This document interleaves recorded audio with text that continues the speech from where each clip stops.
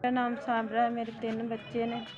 मेरा मियाँ 8 महीने हो गए फौत हो गया। बड़े मजबूर हाँ तो किसी के घर काम भी करन जाने तो खर्चा नहीं पूरा होंदा। भाई 3 बच्चे ने पढ़ते ने, बहुत मुश्किल हो जाता इन्हां दा खर्चा उठाना। हांडी रोटी का खर्चा, घर का खर्चा। मेरा पाँव भी खराब, इन्फेक्शन होया पैर ते इन्ने दिन हो गए ने, हुण मेरे कोल काम भी नहीं किया जा सकदा।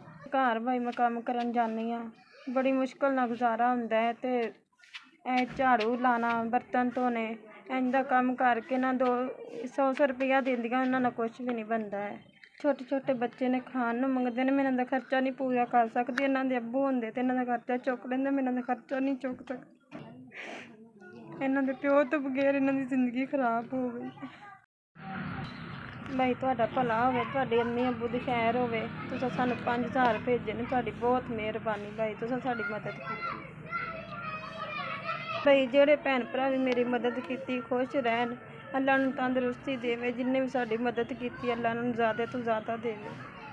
मैं इन्हां पैसिਆਂ नाल अपने बच्चों वास्ते कोई महीने का राशन पा लाँगी, कोई इन्हां वास्ते कोई जरूरत दी चीज़ां मंगा लाँगी। भाई तुहाडी बहुत मेहरबानी। जिन्ना भी मेरी मदद की है, मेरे भैन भरा ने खुश रहन जिथे भी।